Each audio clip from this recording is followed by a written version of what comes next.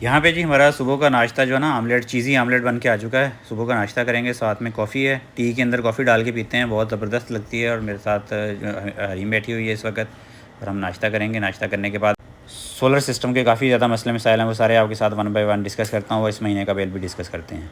अस्सलाम वालेकुम, welcome back हो गया आज के व्लॉग के अंदर। अभी गर्मियाँ स्टार्ट, जैसे कि आपको पता आइडिया होगा कि गर्मियाँ स्टार्ट हो चुकी हैं, अप्रैल का महीना है और बहुत सारे लोग क्वेश्चंस पूछ रहे हैं। पहले तो इशू चल रहा था कि ये जो है ना हमारे वोल्टेज बहुत ज़्यादा ओवर ट्रिपिंग हो रही थी, जिसका मैंने सोल्यूशन लास्ट टाइम 2-3 सोल्यूशन दिए थे, उसमें से वो वर्क कर गए हैं अभी। और उसके साथ रीज़न दूसरी ये भी हुई है कि अभी गर्मियों के अंदर कंजप्शन जो है ना वापडा के यूज़र्स के अंदर काफ़ी ज़्यादा हो गई है, जिसके अंदर वोल्टेज जो है ना बिल्कुल भी नहीं होते। मैं भी आपको चेक करता हूँ कि वोल्टेज जब से मैंने वो सेटिंग की है ना, तो ग्रिड की वोल्टेज बिल्कुल भी अब नॉर्मल नहीं होते। अभी देखें आप 245 हैं और ये मैंने सेटिंग इसकी 280 तक की हुई है इसके अंदर। वो भी मैं आपको चेक करवा देता हूँ। इसकी जो सेटिंग है ना मैंने ग्रिड की, वो भी ग्रिड सेटिंग के अंदर जाके ग्रिड सेटिंग के अंदर मैंने जो है ना इसकी सेटिंग इसको अनलॉक करके उसके अंदर मैंने सेटिंग इसकी की हुई है। इसको अनलॉक करेंगे ना 7 ओके करेंगे, आप देख सकते हैं मैंने इसकी सेटिंग जो है ना इसके अंदर, ओहो, ये आप चेक कर सकते हैं। मैंने इसकी सेटिंग जो है ना काफ़ी ज़्यादा कर दी 270 और दूसरी साइड से जो है ना इसकी 185 वोल्ट मिनिमम और मैक्सिमम पे की थी। इसके बाद वोल्टेज कभी भी जो है अपने नॉर्मल नहीं हुए। अभी भी आप देख सकते हैं 248 ही ये ग्रिड फीड कर रहा है इस पर, और इस वक्त जो है ना काफ़ी ज़्यादा 5 किलोवाट की करीब प्रोडक्शन आ रही है। दूसरी बात, ये इसकी सोल्यूशन दिया था, इसके और भी 2-3 सोल्यूशन थे जो मैंने पुरानी वीडियो के अंदर जो है ना दिए थे। अभी आजकल टेम्परेचर का इशू आ रहा है, क्योंकि टेम्परेचर बाहर अभी हमारे एरिया में मुल्तान का रीजन है, ये 44 के करीब जो है ना 44-45 डेली दिन के वक्त टेम्परेचर जाता है, जिसकी वजह से जो है ना फीडिंग के वक्त भी पीक टाइम के अंदर टेम्परेचर बहुत ज़्यादा वेरिएशन होती है। तो बहुत सारे क्वेश्चन मुझे आ रहे थे कि इसको कैसे ओवरकम किया जा सकता है टेम्परेचर। तो इसकी सबसे पहली बात हो, मैंने आपको लास्ट टाइम भी बहुत सारी वीडियोस के अंदर बनाया है, काफ़ी ज़्यादा क्वेश्चन थे, मैंने कहा 1 बाय 1 करता हूँ। पहली बात तो आपने चेक करनी है, जो डीसी से केबल्स आपकी आ रही हैं ना, यानी कि सोलर पैनल के अंदर से जो केबल्स आपकी आ रही हैं, वो आपने कोशिश करनी है कि 6 mm की मिनिमम 4 mm की copper pure 99.9% pure copper plus Chrome plated या निकल कोटेड उसको कहते हैं, वो उसके ऊपर जो है ना मींस के सिल्वर कलर की कोटिंग होती है और अंदर कॉपर होती है, वो आपने यूज़ करनी है। जीएम केबल की, फास्ट केबल की या पाकिस्तान केबल की, तीनों में से जो भी अच्छी या जो भी आपके लोकल, ये कोई भी स्पॉन्सर वीडियो नहीं है, मैं जनरल बता रहा हूँ, उनकी क्वालिटी बाकी लोकल केबल से बहुत अच्छी है। वो करेंगे, आपका डीसी का टेम्परेचर जो है ना बिल्कुल भी राइज नहीं होगा। और कोशिश करें आपका इन्वर्टर जो है ना सोलर पैनल से जो है ना 20 फुट 25 फुट 30 फुट के अंदर लिमिट के अंदर है। ज़्यादा लंबी वायर होगी तो उससे आपके जो एम्पेयर्स हैं वो भी ड्रॉप होंगे, आपकी वेस्टेज ज़्यादा होगी। मीन्स कि आपकी जो ना इसके अंदर जो आपकी जो क्या कहते हैं उसको, डिस्ट्रीब्यूशन के अंदर जो आपके लॉसेस होते हैं, लाइन लॉसेस ज़्यादा हो जाएंगे, टेक्निकल वर्ड यही है। बाकी दूसरी जो है ना एसी की केबल आप कोशिश करेंगे वो भी आप इन तीनों कंपनी के अंदर से जो है ना 744 की केबल जो है ना अच्छे वाली, जो प्योर 99.9% कॉपर की हो, वो वाली केबल यूज़ करें। मीन्स के पहले आपने वो केबल यूज़ करनी है। दूसरा ये है कि जितनी भी इंटरकनेक्टिंग यानी कि ब्रेकर्स के थ्रू जो केबल जा रही हैं, वो सारी आपने अच्छी क्वालिटी की, डीसी वाली की डीसी की अच्छी क्वालिटी की, और जो ब्रेकर्स के अंदर जो केबल्स आपकी फिक्स हो रही है ना, कोशिश करें कि वो फेरोल लगा के उसको प्रॉपर पंच करके उसके अंदर लगाएं। उससे जो है ना मिनिमम स्पार्किंग होती है और सेफ रहती है चीज़ें। ये सारी चीज़ें आप करने के बाद भी आपका टेम्परेचर राइज कर रहा है, तो उसको जो है ना मेरी तरह फ़ैन लगाया हुआ है मैंने, और फ़ैन की डायरेक्शन जो है ना अपने इस तरीके से लगानी है कि ये इसके अंदर हीट सिंक लगा होता है, ये वाला जो है ना हीट सिंक है इसके अंदर, ये नोट करें। इसके नीचे फैंस हैं, मैं आपको नीचे से दिखाता हूँ। ये इसके अंदर फैंस लगे होते हैं, ये जो ना एयर कूल्ड है ऑटोमेटिकली। ये 6 किलोवाट तक जो 6 किलोवाट तक जितने भी नाइट्रोक्स हैं इसमें फ़ैन वगैरह नहीं लगा होता। 8 किलोवाट के ऊपर जो है ना फ़ैन स्टार्ट हो जाते हैं।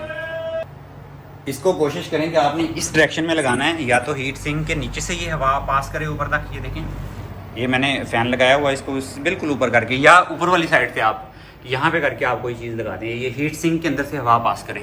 इससे होता ये है कि ये हीट सिंक जो है ना ये एयर कूल्ड होता है। ये इसलिए IP65 इन्वर्टर है कि इसको आप बाहर भी लगा सकते हैं किसी शेड वाली एरिया में, जहाँ पे डायरेक्ट सनलाइट ना हो, आप शेड वाली जगह पे, हवादार जगह पे लगाएं, ऑटोमेटिकली एयर कूल्ड से ये 15 से 20 डिग्री टेम्परेचर कम कर देता है ये हीट सिंक जो है।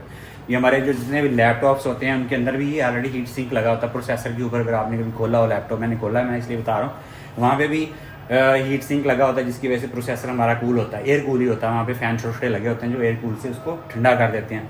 और इसके अंदर भी हीट सिंक लगा हुआ है लेकिन फ़ैन नहीं एक्स्ट्रा लगा हुआ, तो फ़ैन कोशिश करें अगर आपने बंद लगवाना है, अगर आप ज़्यादा क्यूरियस है हमारी तरह कि बाहर ख़राब ना हो जाए, थोड़ा बहुत ध्यान में आता है ना कि वाटर प्रूफ है तो ये 60 IP65, लेकिन हो सकता है बाहर चला जाए, मैंने भी अंदर लगवाया हुआ, तो उसके लिए फिर थोड़ी सी जहमत करें, इस तरह का फ़ैन लेके ना उसको लगवा लें और इसकी डायरेक्शन ये रखें।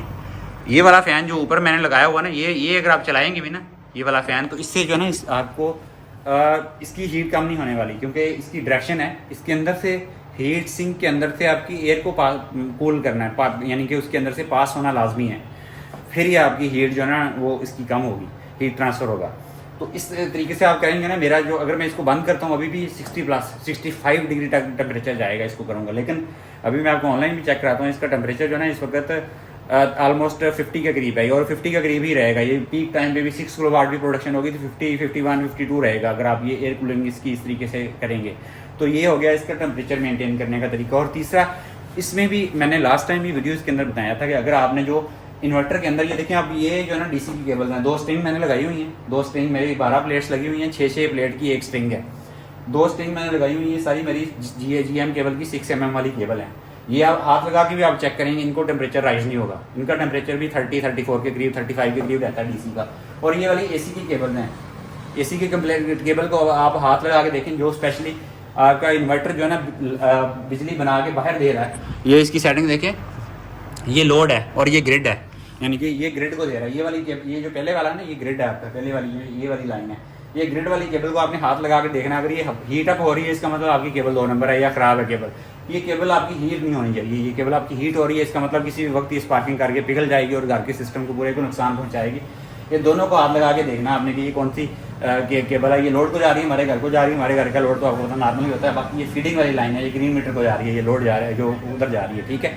इस केबल को आपने फिजिकली हाथ लगा के चेक करना है कि इसको जो है ना टेम्परेचर राइज ना करे, अगर राइज कर रहा है तो आपकी केबल 2 नंबर है, आप केबल अपनी चेंज करवाएंगे, ये टेम्परेचर ऑटोमेटिकली सेट हो जाएगा। और इसके लिए रिकमेंडेड केबल 744, अगर आपकी 6 किलोवाट 8 किलोवाट का 744 केबल सफिशिएंट है, अगर आपको जेन्युइन ओरिजिनल ऑथेंटिक केबल अगर आपको मिल जाए, कुछ भी नहीं होता। और इसके बाद में आपको मीटर, ग्रीन मीटर के साथ जो केबल जानी है ना, वो अगर आप 3 फेज मीटर यूज़ कर रहे हैं तो कोशिश करें जो वापडा की 4 कोर वाली केबल मिलती है ना, वापडा की नहीं GM केबल की भी मिलती है, वो एक ही केबल के अंदर 4 कोर्स होते हैं, वो वाली केबल यूज़ करें आप। अगर आप ये वाली प्रॉपर केबल्स यूज़ करेंगे ना, यानी कि ग्रीन मीटर से लेके यहाँ तक, और उसके दरमियान भी आप कोशिश करें कोई ज्वाइंट ना हो, ज्वाइंट होगा तो आपके लॉसेस भी होंगे, आपके स्पार्किंग के चांस भी बढ़ जाएंगे और वायर गर्म भी होगी वहाँ पे, और आग लगने का चांस भी उतना ही ज़्यादा हो जाएगा। कोशिश करें बिल्कुल ज्वाइंट ना हो, और जितने भी ये आपको कोशिश, ये जैसे C4 कनेक्टर के थ्रू लगाए हुए हैं, ऐसे ही वो जो ना फिरोल लगा के आगे पंच करके उसको प्रॉपर जो ना सारे ब्रेकर्स के अंदर दें। बाकी ये ब्रेकर्स भी है ना, ये भी एक स्कैम है पाकिस्तान के अंदर। ब्रेकर्स जो है, ये जितने भी ब्रेकर्स आते हैं 99.9% ब्रेकर्स जो है ना, ये ऑलमोस्ट जाली हैं, 2 नंबर हैं, चाइना का 3rd क्लास माल है, लौटे हैं सारी। ये इसको कोशिश करें, ये बेसिकली इस इन्वर्टर के अंदर ऑटोमेटिकली जो है ना ऑलरेडी इसके अंदर DC के और AC के बिल्ट इन ब्रेकर्स आते हैं। ये मैंने इसलिए लगवाए हुए हैं कि इनको आइसोलेट करना है, किसी वक्त इन्वर्टर को अल्लाह ना करे कोई मसला मसाइल हो जाए तो आइसोलेट करना हमारे लिए आसान होगा। बाकी ये जो DC के ब्रेकर्स जो लगवाए हैं ना, ये सिर्फ आइसोलेशन के लिए, इनका कोई फ़ायदा नहीं है, ये कभी भी ट्रिप नहीं करते, क्योंकि अगर मैं कम वोल्टेज के लगाता हूँ या कम एम्पेयर के लगाता हूँ तो ये जो है ना ट्रिप ही करते रहते थे, ठीक है। अभी ज़्यादा मैंने लगाई ये ट्रिप ही नहीं करते, इनका कोई फ़ायदा नहीं, सिर्फ आइसोलेशन के लिए लगाए हैं। बाकी इन ब्रेकर्स का इस इन्वर्टर की जान को कोई फ़ायदा नहीं, क्योंकि ये सारे 2 नंबर हैं पाकिस्तान में, सब जो है ना 3rd डिग्री का लॉट का माल आता है। जो जेन्युइन ब्रेकर्स हैं, मैंने बताया DC के जो ब्रेकर है ना, एक्चुअल ब्रेकर जो काम करते हैं वो $100 से $150 के हैं। एक्चुअल ब्रेकर, एक DC का ब्रेकर जो है ना वो $100 से $150 का है, आप ऑनलाइन चेक कर लें इंटरनेशनल मार्केट के अंदर। तो बाकी ये सारे ब्रेकर्स जो है इनका कोई फ़ायदा नहीं है, यूज़लेस हैं ये। बाकी आप SPDs वगैरह लाजमी लगवाएं, वोल्टेज प्रोटेक्शन डिवाइस और सर्ज प्रोटेक्शन डिवाइस जो है ना आपकी ग्रिड की जो लाइन है उसकी इनलेट के ऊपर लाजमी लगवाएं, इससे बहुत फ़ायदा होगा। आपने लगाने ही हैं तो इसमें जो है ना रिकमेंड नहीं करता, चिंट के ब्रेकर्स जो है ना पाकिस्तान में दीवान वाले उनके ऑथराइज डीलर हैं, उनसे आप वो भी ले लें, सस्ते हैं, लेकिन अथेंटिसिटी है कि वो जेन्युइन ही होंगी। इसमें तो आप टॉमसन में 10 टाइप के ब्रेकर आते हैं, उसमें कलर भी 5-6 टाइप की, किसी ने नीला रंग लगाया हुआ, किसी ने हरा रंग लगाया हुआ, किसी ने कुछ लिखा हुआ, किसी ने कुछ लिखा हुआ। ऐसे ही अगर आपने AC के ब्रेकर्स भी लगाने हैं 63 एम्पेयर के या 32 एम्पेयर के, तो उसको भी जो है ना आप कोशिश करें कि जो मीन्स कि अच्छी क्वालिटी के लगाएं। अच्छी क्वालिटी के जो होते हैं 2 ब्रेकर हैं वो 4-5 हज़ार से ऊपर स्टार्ट होते हैं, वो कुछ बेहतर हैं, वो फ्रांस, मेड इन फ्रांस लिखा होता है, पता नहीं वो होते भी है कि नहीं। मैंने भी लास्ट टाइम AC के हैगर के ब्रेकर लगवाए थे ओरिजिनल, वो तकरीबन 5,000 रुपये का मुझे एक ब्रेकर मिला था, मैंने जो है ना दोनों मीटर्स के ऊपर वो लगाए हैं। वो उसमें जो है ना वोल्टेज प्रोटेक्शन का भी काम करते हैं। बाकी ये है कि वो फ्रीक्वेंसी एम्पेयर्स वगैरह ऊपर नीचे हों तो कुछ ना कुछ कंट्रोल कर लेते हैं, वो अच्छी क्वालिटी के हैं। बाकी ये सीधा क्वेश्चंस थे। बाकी मैंने आपको जाके नीचे जो है ना डिस्कस करता हूँ। अभी इस महीने का बिल आ गया, ये अप्रैल लास्ट ईयर अप्रैल के अंदर मैंने सोलर सिस्टम पूरे का पूरा लगवाया था और मई के अंदर या जून के अंदर मेरे ख्याल मेरा पहला बिल जनरेट हुआ, तो मैंने आपको दिखाया था। अभी क्या बिल आया, कितना बिल आया इस महीने का, वो भी आपके साथ शेयर करता हूँ। ये कुछ क्वेश्चन थे जो बार बार लोग वोल्टेज के हवाले से और जो टेम्परेचर के हवाले से पूछ रहे थे कि टेम्परेचर बहुत ज़्यादा राइज़ हो रहा है, टेम्परेचर राइज़ नहीं होना चाहिए, 60 से प्लस इसका टेम्परेचर नहीं जाना चाहिए, 60 भी मैक्सिमम 60 तक जाना चाहिए, वरना मेरे सोलर मैन के अंदर 60 से ऊपर जाता है तो नॉर्मल सिचुएशन शो करवाना शुरू कर देता है। 63 64 पे जो है ना नॉर्मल सिचुएशन, और नॉर्मल सिचुएशन का मतलब है कि आपकी, मैंने जब लिया था ये 4 लाख रुपये का मुझे मिला था, अभी ये 3.5 साढ़े 3 के यानी 3.30 के 3.35 के करीब है ये वाला इन्वर्टर।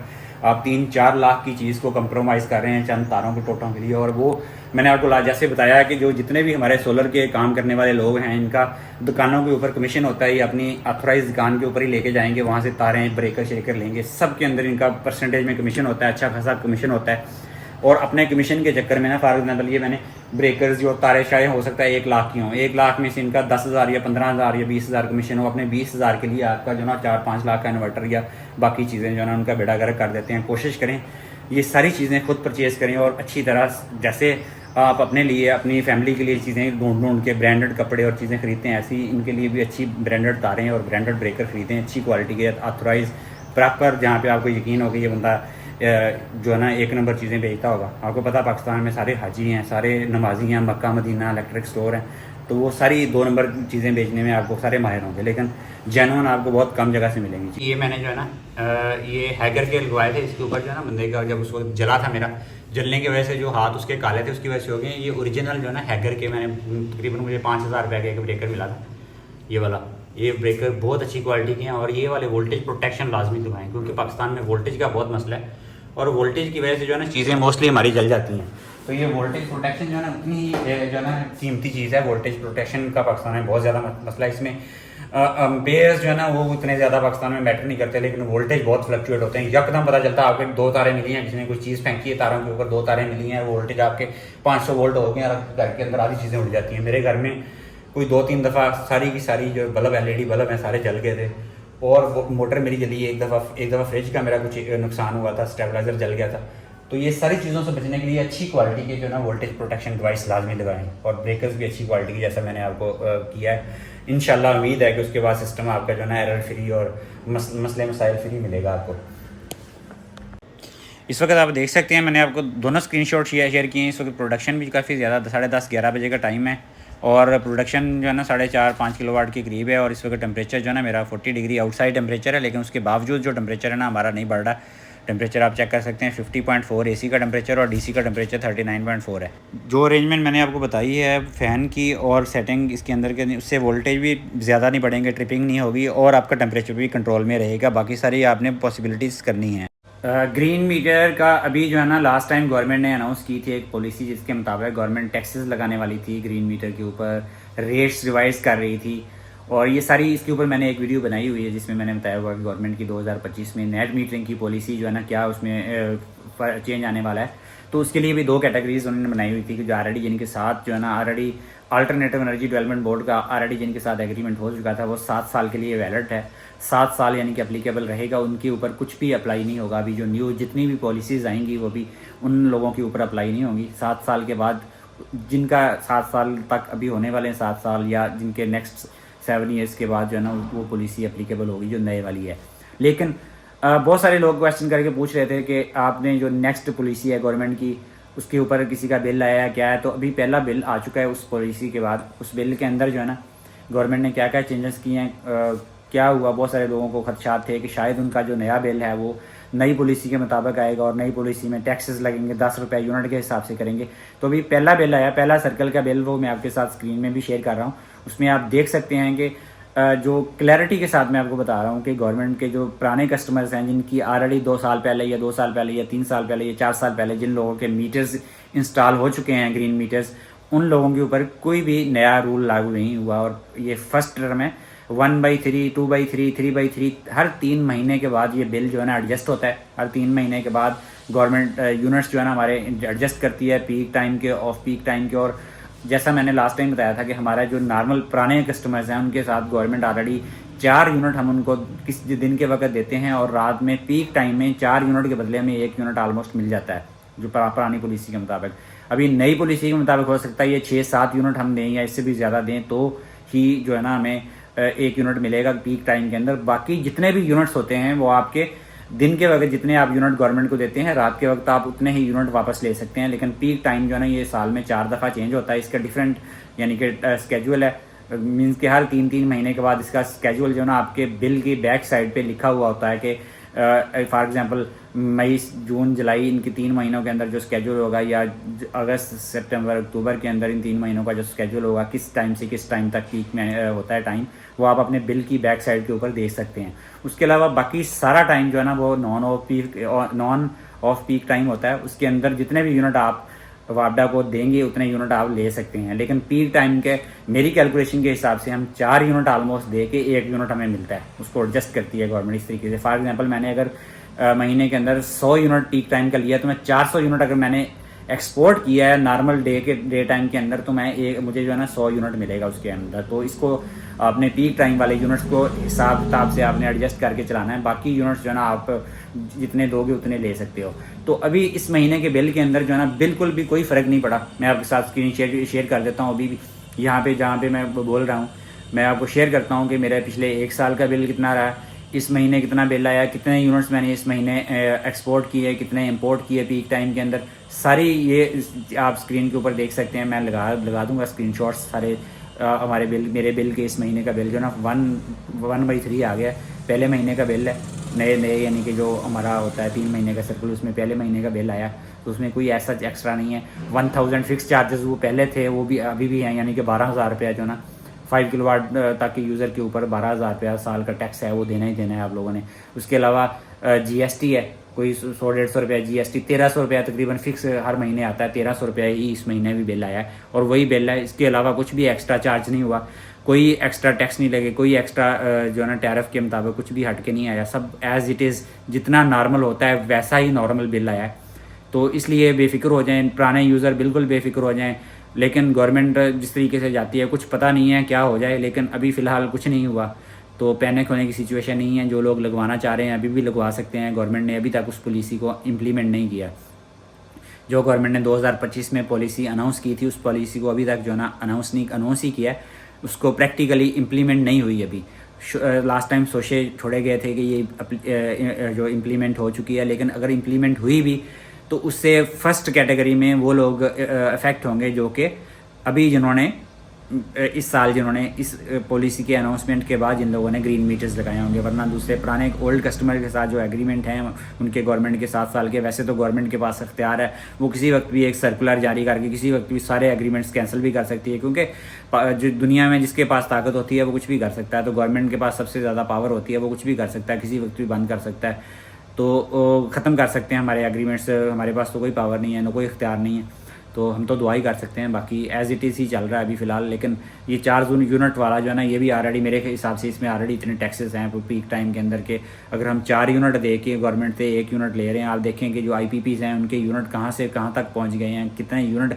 और आपको पता है कि उसकी पाकिस्तान में जो इस वक्त नई जो गवर्नमेंट करने जा रही है ना उसकी भी आप थोड़े से दादोशुमार गए, मैंने जो थोड़ा सा खंगाला था, जो बहुत ज़्यादा अथेंटिक न्यूज़ तो नहीं है, लेकिन जितना मैंने देखा है कि इस वक्त गवर्नमेंट जो है ना 42,000 जो मेगावाट की जो है ना कैपेसिटी उसके एग्रीमेंट्स करने जा रही है। जो पुरानी गवर्नमेंट थी उसकी तो आई डोंट नो कि कितने थे, लेकिन पाकिस्तान की जितना भी ट्रांसमिशन लाइंस हैं वो आप पिछले साल हमारा एक जो मींस कि इनकी जो पावर डिवीजन के अंदर एक सेक्रेटरी था या कुछ था, मैंने वो न्यूज़ में देखा उसकी जो कि उसने कहा था कि फ़र्स्ट टाइम जो है ना पाकिस्तान की हिस्ट्री में लास्ट ईयर इन्होंने 24,000 मेगावाट जो है ना वो ट्रांसमिशन लाइंस में लोड उठाया है। लेकिन स्टिल अभी भी गवर्नमेंट बहुत ज़्यादा ओवर कैपेसिटी के ऊपर एग्रीमेंट साइन कर रही है और उसकी जो रेट्स हैं वो पता नहीं अब पब्लिक करते हैं कि नहीं करते। लेकिन हमारी पाकिस्तान की जो इंस्टॉल्ड ट्रांसमिशन लाइंस हैं वो इस वक्त 24,000 मैक्सिमम कैपेसिटी अचीव की है हमारी गवर्नमेंट ने लास्ट ईयर मेरा ख्याल थी या उससे पिछले साल थी। वरना हमारी ट्रांसमिशन लाइंस 24,000 से ऊपर कर ही नहीं सकती। और उन लोगों से जो है ना इन्होंने फुल कैपेसिटी के एग्रीमेंट्स किए हुए थे कि चाहे वो चलें या ना चलें, क्योंकि वो ये पीक कैपेसिटी बता रहा हूँ मैं जो मई जून जुलाई की है। बाकी सर्दियों के अंदर तो हमारी 10-12 हज़ार 15 हज़ार 20 हज़ार से ऊपर नहीं जाती, 10-15 हज़ार से भी ऊपर नहीं जाती। वो सारे बंद पड़े हुए होते हैं IPB, लेकिन उनको गवर्नमेंट पूरी कैपेसिटी पेमेंट करती है, और वो भी डॉलर्स के अंदर। आप अलमिया देखें, हमारे मुल्क की जो एलीट क्लास है उनका अलमिया देखें कि उन्होंने ये बेसिकली अपने ही इनके लोग हैं जिनके साथ किए हुए हैं, लेकिन क्योंकि अपने बंदे हैं तो उनको डॉलर्स में पेमेंट देनी है, और डॉलर्स में पेमेंट भी जो है ना उनको पूरी की पूरी कैपेसिटी की मिलनी है, चाहे हमारी ट्रांसमिशन लाइंस 24,000 मेगावाट से ऊपर सपोर्ट करती हों या ना करती हों। ये एक अलमिया है, हमारे दुख है हमारे कि हमारे साथ कोई भी मुखलस नहीं है, कोई भी। हमने हर बंदे को आजमा के देख लिया सारे। मैंने तो ये सोचा है कि नेक्स्ट टाइम कोई भी इलेक्शन आएगा अपना वोट नहीं देना, किसी को भी नहीं देना। वोट की कोई इज़्ज़त नहीं, कोई तौकीर नहीं, और हमारा वोट जितने भी इलेक्शन पिछले सब के हुए हैं उनकी जो रियलिटी हमारे सामने आई है कि सब के सब जो हमारे जो ताकतवर लोग हैं उनको जैसे दिल करता है वो उसको मैनेज कर लेते हैं, उसको जिस बंदे को बनाना होता है उसको वोट दे के वो मैनेज कर लेते हैं। तो मैंने तो यही डिसाइड किया कि आइंदा ज़िंदगी में लास्ट इलेक्शन में जो दे दिया वोट दे दिया, अभी दोबारा कभी ज़िंदगी में वोट नहीं डालना, जो भी हो जाए। ये एक ऐसे जलालत वाला प्रोग्राम, हम जाते हैं ऐसे वोट डाल के आते हैं, लेकिन एक्चुअल जो है ना जो हमारे साहिब इक़्तिदार हैं वो जो उनका दिल करता है वो करते हैं। तो अल्लाह ताला हमारे लिए, हमारे मुल्क के लिए, हमारी आने वाली नस्लों के लिए, हमारे मुल्क को हमारे रहने के काबिल बनाए रखे, क्योंकि इस मुल्क में रहना है इस वक्त एक मिडिल क्लास फैमिली के लिए मुश्किल से मुश्किल तरीन होता जा रहा है। और आई डोंट नो कि अगले आइंदा 4-5 साल में क्या होने वाला है। आप इस तरह के मुल्क के अंदर कुछ भी जो है ना, कुछ भी आप प्लान नहीं करके कर सकते, किसी वक्त कुछ भी हो सकता है, तो आप अनप्लान्ड ही चलना पड़ेगा इस मुल्क के अंदर। बाकी ये है कि ये बिल के अंदर कुछ मेजर चेंजेस नहीं आई, आप लोग देख सकते हैं। तो ये थी आज की वीडियो। आई होप आप लोगों को अच्छी लगी होगी। अच्छी लगी है तो लाइक शेयर और सब्सक्राइब करें। इस पर हमारा टाइम एनर्जी सब कुछ लगता है, तो आप लोग लाजमी देखा करें हमारे चैनल को। मैंने देखा कि 8,000 सब्सक्राइबर के होते हुए भी जो है ना 100-200 व्यूज़ हो रहे होते हैं, लोग देखते नहीं हैं। तो आपसे रिक्वेस्ट है, रिक्वेस्ट ही कर सकते हैं, बाकी और क्या कर सकते हैं। सपोर्ट किया करें हमें, आपके लिए इन्फॉर्मेशन लेके आते हैं। तो आपसे मुलाकात होगी इंशाल्लाह अगले व्लॉग में। तब तक के लिए हमें अपनी दुआ में याद रखिएगा। अल्लाह हाफ़िज़।